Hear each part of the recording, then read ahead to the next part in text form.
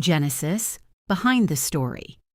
Episode 4, The Stolen Blessing. Based on Genesis 27, 1-40. Welcome back to Stories. By Anna. What if I told you that one of the most important blessings in the Bible was obtained through deception, not by an enemy, not by a stranger, but by a son deceiving his own father? And this time, the consequences would change an entire family forever. By now, Isaac was old, very old. In fact, the Bible tells us that his eyesight had become so weak that he could barely see. One day, Isaac called for his oldest son, Esau. "My son," he said.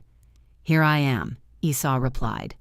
Isaac knew he was nearing the end of his life, so he gave Esau a special request. He told him to take his weapons, go out into the countryside, hunt some wild game, and prepare the meal he loved. Then Isaac would give Esau his blessing. This was no ordinary blessing. This was the blessing of the firstborn son, the blessing connected to the promises God had given to Abraham, the blessing that would shape the future of the family. But someone else heard the conversation, Rebekah, Isaac's wife, and Jacob's mother. As soon as Esau left to hunt, Rebekah called Jacob. She told him everything she had heard. Then she revealed a plan, a dangerous plan, a plan built on deception. She instructed Jacob to bring 2 young goats from the flock.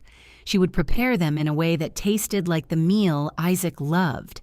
Then Jacob would take the food to his father and pretend to be Esau. Jacob immediately saw a problem.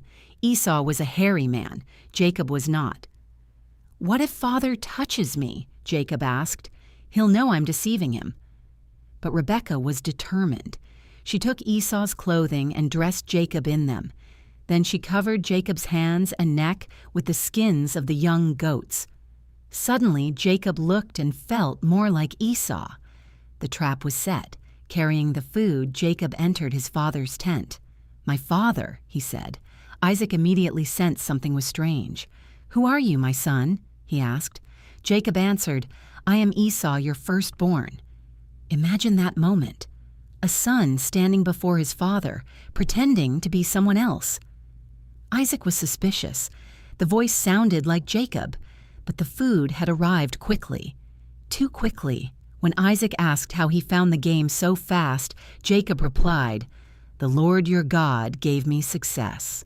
Even more deception. Still uncertain, Isaac asked Jacob to come closer. He reached out and touched him. The goat skins felt like Esau's hairy arms. Then Isaac said words that have echoed through history. The voice is Jacob's voice, but the hands are the hands of Esau.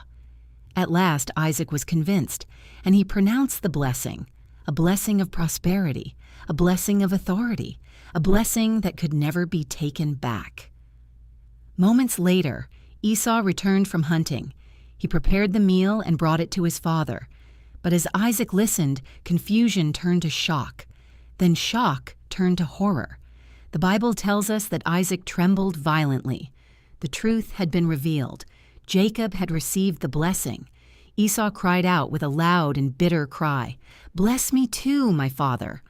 But the blessing had already been given, and it could not be reversed. In a single day, deception had divided a family.